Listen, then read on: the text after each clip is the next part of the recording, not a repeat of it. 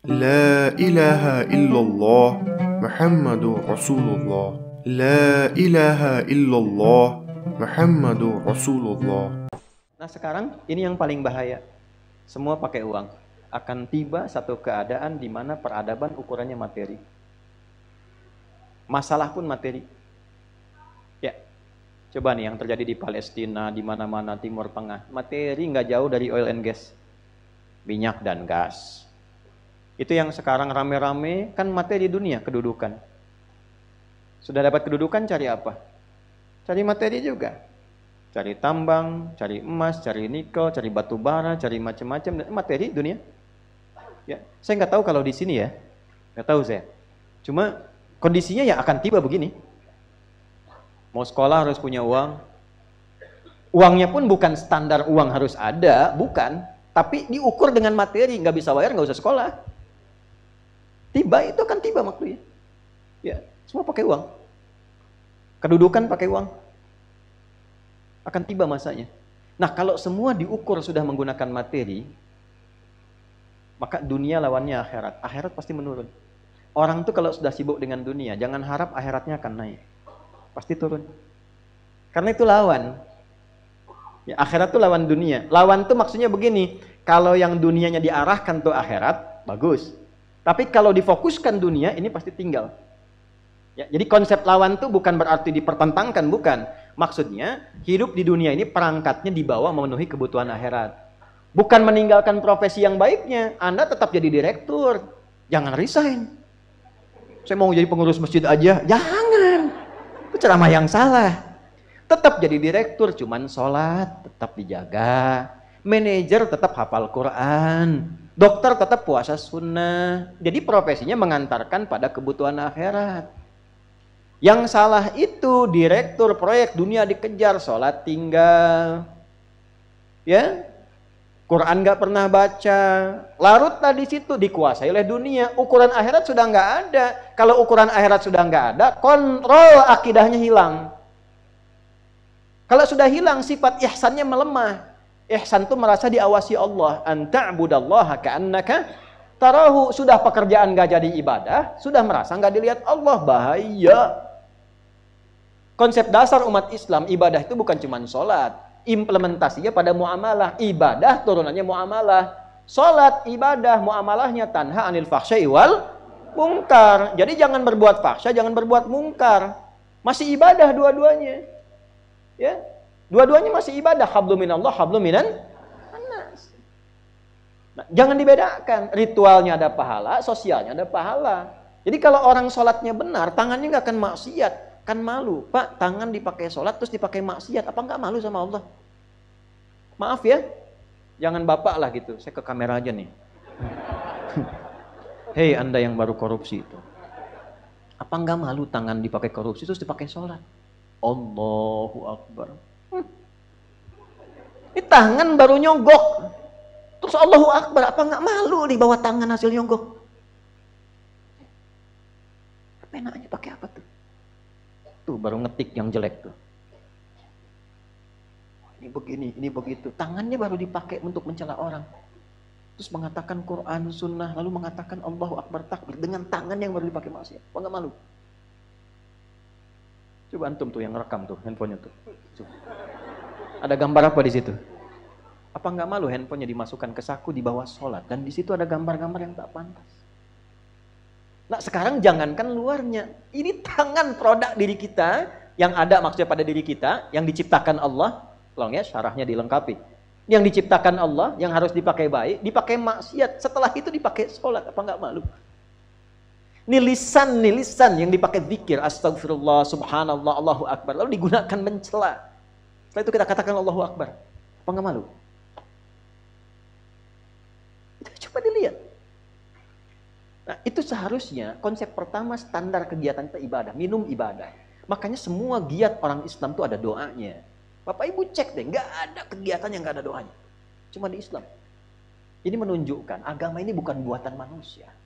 Kalau bukan ketetapan Allah, nggak mungkin ada pekerjaan kecil apapun ada doa. Dan doanya beda-beda. Mana ada manusia yang bisa mengarang sesuatu, ya Satu bacaan yang mengiringi semua kegiatan dan beda-beda. Manusia mana bisa begitu? Tak ada yang bisa. Tadi masuk masjid ada doanya nggak? Masuk dengan keluar sama nggak? Beda. Bangun tidur dengan akan tidur sama nggak? Beda. Dari mana bisa muncul seperti itu? Nah, doa itu menjadikan kegiatan otomatis sebagai ibadah. Kalau tak hafal doa, ucapkan bismillah. Ini supaya jelas ya, supaya jelas nih, saya contohkan. Ini saya mau minum. Khudh biyaminika ma yali. Ambil dengan tanganmu yang paling dekat denganmu. Antum kan jauh, jangan diambil. Dekat ke saya nih.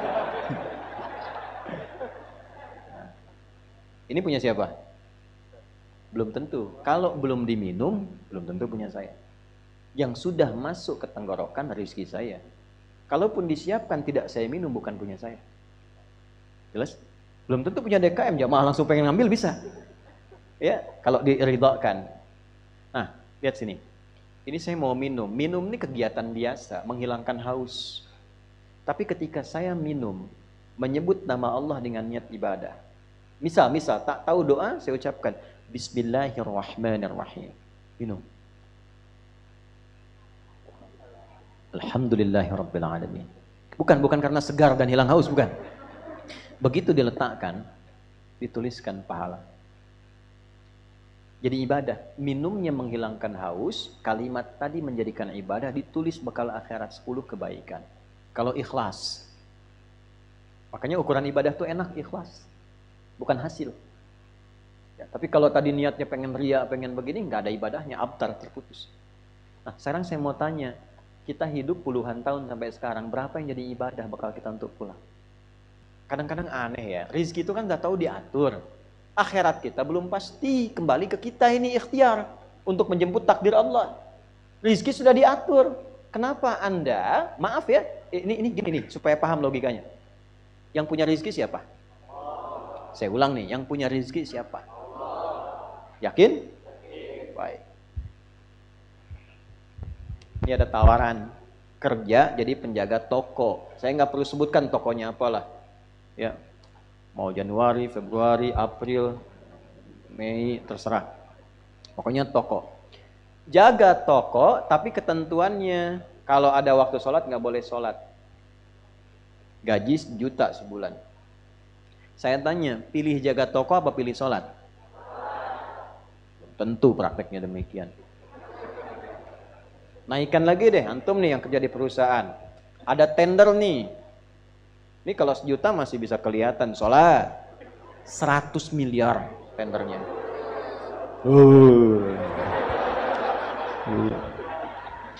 Waktunya bersamaan dengan Jumat. Pilih Jumat atau pilih 100 miliar?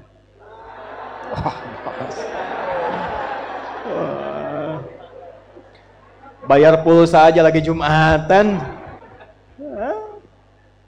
Ini Qul ma indallahi khairum minal lahwi wa minat tijarah. Makanya ketika turun surah Jumu'ah itu ayat 11-nya, kalau yang yakin rezekinya dari Allah, maka kejar yang dari Allah ini.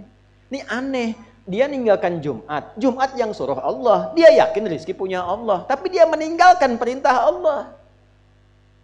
Allah balik nanya, kalau saya wafatkan kamu sebelum dapat itu bagaimana? Kata Allah. Jumat nggak dikerjakan, rezeki nggak didapat. Nah, tapi tidak demikian juga dalam prakteknya. Orang yang terkuasai dunia sampai kena penyakit wahan, ukurannya pokoknya uang, nggak peduli. Pokoknya saya harus dapat, berapapun biayanya. Anak saya mesti masuk kuliah di situ, berapapun biayanya. Saya mesti dapat kedudukan itu, berapapun biayanya. Saya mesti dapat barang itu, berapapun harus dikeluarkan. Di dunia udah nggak peduli bagaimana cara ini wahan.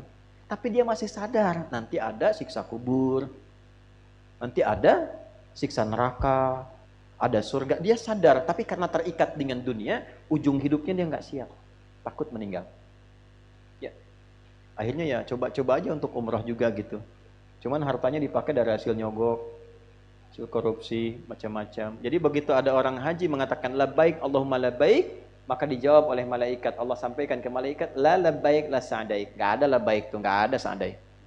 Labbaik Allahumma labbaik. Datang orang hanya habis nipu orang, habis korupsi. Labbaik, kata malaikat, la labbaik. Nggak ada lah baik tuh. Tuh albek tuh kan. Ah itu benar hadis tuh. Albeknya bukan, tambahan aja tadi. La labbaik la sa'daik kata malaikat. Nggak ada kamu labbaik, nggak ada sa'daik. Nggak ada benar-benarnya kamu itu. Gitu. Kamu hati-hati. Itu Tuhan.